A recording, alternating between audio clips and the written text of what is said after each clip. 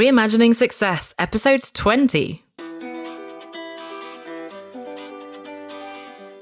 You're listening to Reimagining Success, the podcast where we help you reimagine your future, designing a life and career beyond the 9 to 5 that allows you the freedom, flexibility and fulfillment that you've been dreaming of.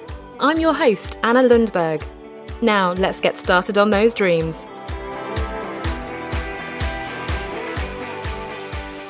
Hello there and welcome back to another episode. So last week we established that running your own business can be the best way to get the freedom and flexibility as well as fulfillment that you've been longing for. Hurrah! That's amazing news. Hopefully that's good news to all of you. However, although that's very much true in theory, it doesn't always turn out that way in practice. And there are so many people I see who find it much more difficult than they realised. And unfortunately, when they don't see the results right away and it doesn't quite work out as they wanted it to, they give up and they probably head back to a corporate job. Or they might stick with the business, but they hustle away, working harder than they did before, taking on projects they don't really want to do, and they just don't get the results, that freedom and flexibility and meaningful impact that they're trying to create and that they wanted from the beginning, which I think is such a shame because, again, this is absolutely viable. Now, there may be real reasons why in a particular personal situation, professional situation, we do need to go back, and it's in no way something that we want to judge or criticize. And if you make the choice to go back to a corporate job or a full-time job for the right reasons, that's incredible and that's really important. However, I do think it's a shame to give up simply because we haven't set up the business in the right way, we haven't got the support we needed, and so on. So actually realizing that freedom, flexibility and fulfillment that I'm always talking about really requires you to set things up the right way from the very beginning. If you haven't done that, then, it's absolutely possible to go back and do that, to go back and do the fundamentals. You want to be making sure that you're focusing on the right things. And importantly, you do need to get the support that's going to help you keep going, whether simply sort of the cheerleaders around you who are going to encourage you, motivate you when the going gets tough, or the actual role models, mentors, coaches who will guide you on the more practical aspects as well. So how do you set up your business so that it gives you all the things you hoped it would? So I have 5 ideas for you with some pretty practical tips. So if you are on the move, you might want to come back and listen to this another time, bookmark it and come back and sit down with a pen and paper. If you can pause me right now. I won't take offense. You can go and grab a pen and paper, sit down. You can jot down some questions at least right now. You can even pause it and then write down your answers if you do have the time. But otherwise, I'd really love for you to come back later, another day. Make sure you do though, so you can really sit down and actually answer these questions and not just listen to me while I'm talking away in the background while you're driving or running at the gym or whatever you might be doing. So the first one is define your personal parameters. Now, my first premise is always that you have to define what success looks like for you. And of course, that's the name of the whole podcast. So hopefully that's not too surprising. You have to define what you want before you come up with a plan and get to the how you're going to get there. So again, last week we looked at our desire for freedom and flexibility, but what does that really mean for you? So when it comes to freedom, what kind of freedom are you as an individual after in your family? Is it financial freedom? And if it's financial freedom, by the way, what does that look like? What are your targets? What is that kind of freedom for you? What do you want to be able to afford? What's the number you're after? Creative freedom to be able to choose your own projects, to run with your own ideas and so on. Autonomy, to not have a boss telling you what to do and you can make your own business decisions and so on. Location independence, perhaps. That's freedom. So what kind of freedom are you after? And then again, flexibility. Do you want to be able to only work certain days? Some people like to work, 3 days a week or only in the mornings. Do you want to be able to pick your kids up from school at a certain time every day? Do you want to be able to work from home or perhaps work from anywhere? So really think about freedom and flexibility and any other parameters that are important to you. So really the practical logistics or criteria. So again, if you can, or if not, come back later and grab a pen and paper, sit down and write out all those practical criteria, the logistics, the parameters that your business is going to need to fulfill in order for it to literally tick all your boxes. Now, as a sort of more advanced step here, if you'd like, you can then rank these. It's always good to have order of priority because it may be, at least in the short term, that you can't necessarily achieve all of them. You can't tick all of those boxes. And it is important when you're evaluating different ideas and projects projects and opportunities that you know which of these criteria are mandatory, must have, non-negotiable is a good word, to remind yourself that you really don't want to negotiate with suppliers and companies and individuals. This is, no, if it doesn't meet this criterion, then I'm not going to do it. So what's non-negotiable? What's important, but we could perhaps, if in the right scenario or the wrong scenario, perhaps you could perhaps compromise there. And then what's a nice to have? So really, yes, you'd love that and you're working towards that, but in the short term, it's not so critical. So in particular, mark your top maybe 3 priorities and those really non-negotiable pieces. So that's number 1, define your personal parameters. Now, the second one is strive for your ikigai. Because aside from that freedom and flexibility, we also talked last week about the drive towards fulfillment, finding meaning in your work, contributing positively to the world, more so than perhaps we're doing or have done in our corporate jobs of PowerPoints and Excel sheets and feeling so far removed from the end consumer.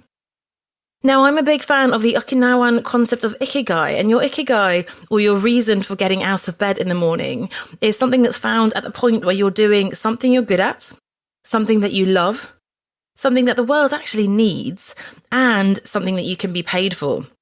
And by the way, that final point is pretty important for this to be a viable business.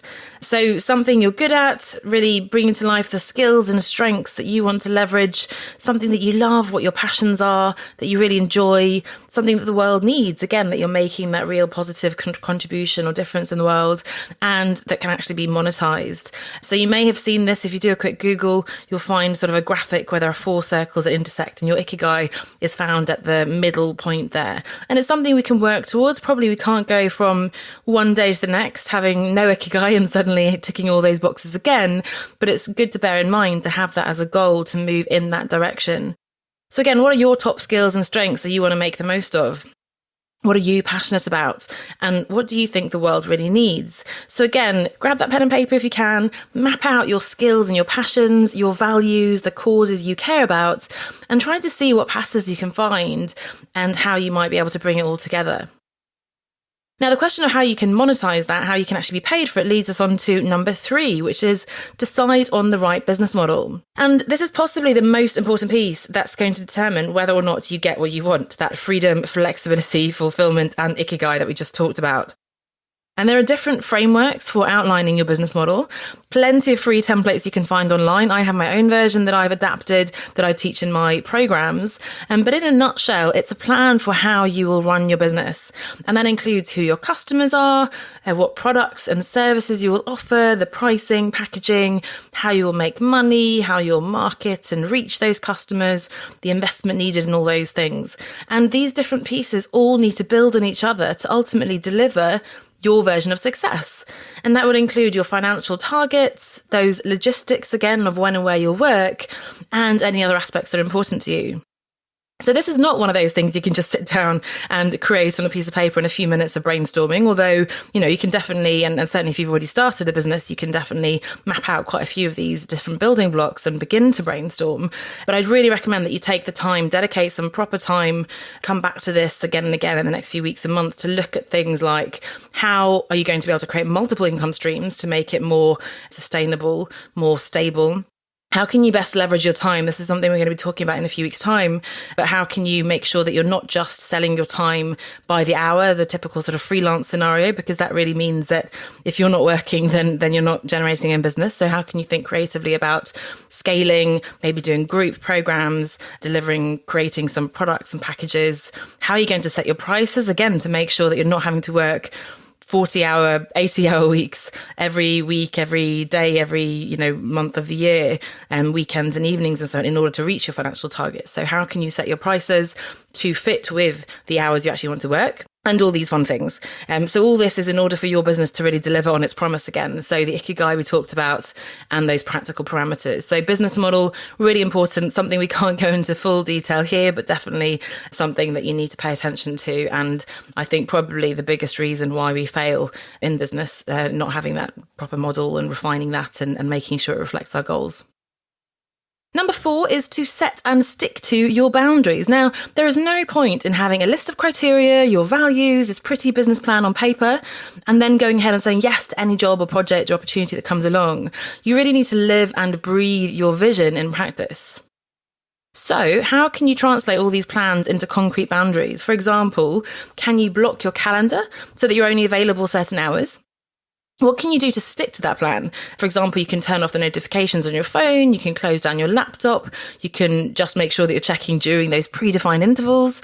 How are you going to commit to pushing back and, if necessary, saying no to projects that have deadlines that interfere with those non-working hours, or perhaps that aren't a fit with your values or with that business plan? So saying no, so difficult, especially when we're just starting out. We feel we need the money, we should be grateful for this job, we can't possibly say no.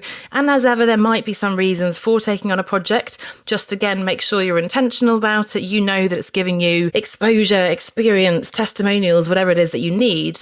Know that it's not a core part of your strategy, but right now it's a tactical step to bring in that much needed money or experience, whatever it might be. So again, this will take a bit of time, but have a go at brainstorming some really practical ways in which you can set and stick to those boundaries. And maybe get your partner or your kids involved as well, to make sure that everyone's got the buy-in and that it really works for all of you. So have a look at those boundaries that you want to set in really practical ways. Again, looking at your calendar, your to-do lists, how you set up your office and so on. And then finally, number 5, maybe one of my favourites, get support. Because the truth is that there will inevitably be ups and downs as you start and then run and grow your business. We looked at the reality of running your business a couple of weeks ago. So check out that episode if you missed that one. And if you want to make this last, because let's face it, we're in this for the long run. We want this to be a sustainable long-term business and lifestyle, not just a bit of a blip that then sort of collapses and we have to go back to what we were doing before. And if you want to make this last, you will need a whole lot of support. Now, that support might take the form of a community, offline if you prefer, or online. There are lots of Facebook groups and forums and all sorts where you'll find like-minded people who are going to cheer you on and help you stay motivated. My One Step Outside Facebook group, of course, is a great place to start. So if you're not already a member, love to have you there. You can search One Step Outside on Facebook, or you can go to onestepoutside.com/community, and that will redirect you as well. And there are just 3 little intro questions I'd love for you to answer so that we can get to know you a bit, and then someone in the team will let you in and you can start meeting all those other cheerleaders and supporting other people, and again, getting that motivation and guidance as well, because we also have free training sessions and so on. So find a community, find your tribe. Secondly, find podcasts and books, maybe even courses to help you immerse yourself in the new topic and build your confidence that, yes, you can do this. So, a couple of years ago, I was trying to write a book, and it was such a theoretical concept, like, oh, I'd really like to write a book, or, like you might think, oh, maybe I could start a business, but I'm not really entrepreneurial. As soon as you insert yourself into that world, you listen to podcasts, you join Facebook groups and so on, where it's not a question of, oh, I'd like to write a book, but it's, we are writing books. What is the best way to do it? How can I get the support? How do I publish and so on? It becomes much more concrete. And again, you get that confidence. It becomes sort of a definite thing that is going to happen. And it's just a question of how and when and so on. So that's really important. Immerse yourself, get inspired. And then finally, getting the right mentor, coach to inspire and guide you through the next phase. And I would say, to be honest, you need all 3 of these. You need the community, you need the podcasts and books and learning and so on, and you do need a coach as well. So be honest with yourself. Have a think about what challenges you might come up against, where your knowledge and skills gaps might be, and where and how you can get the help that you need. And again, the One Step Outside Facebook group, if you're not already a member, is a great place to start. So search for One Step Outside on Facebook or go to onestepoutside.com/community.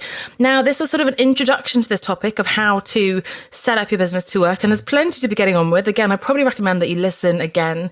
And especially if you didn't have the chance to grab a pen and paper, then this is a good chance to do that and come back, and especially on the business plan, spend some more time. In the next few weeks, we're going to get more specific. So we'll look at how you can create systems and automation, how you can begin to outsource, how you can, again, leverage your time and maybe look at group programs and scale and so on, the financials, the mindset, and all sorts of good things. So don't worry, this is just the beginning, the tip of the iceberg, and we're going to be digging into all the details of how you can make sure you set up your business to give you that freedom and flexibility that you're after. And again, it's something that can be great and ideal to set up at the start if you're just at the beginning, the early stages, but it is also something that I hope you'll all, and I certainly do, find value in if you have an existing business. We can refine and evolve as we go. So it's not something that's just you do at the beginning and then forget about it, or you've missed the boat now, you can't ever do it again. this is something I want to revisit because, our parameters are going to evolve, our ikigai might even evolve, and we might want to change up the business model over time because we've got success in certain areas and now we can look and set our sights on the next thing. So hopefully found that interesting, inspirational, and most importantly, giving you concrete steps that you can take. And again, we'll be getting even more concrete in the coming weeks. So thanks so much for listening, and I will see you next week. Bye for now. Do you feel like you're just not where you want to be professionally and you're ready to reimagine a life and career outside of the corporate 9-to-5? I can help you get clarity on what exactly it is you want to do instead, overcome your fears and mental blocks to finally take action, and help you manage your time, energy, and priorities through the transition. Apply for your free clarity call with me at onestepoutside.com/clarity call. I can't wait to get you started with that one step, so sign up now at onestepoutside.com/clarity call.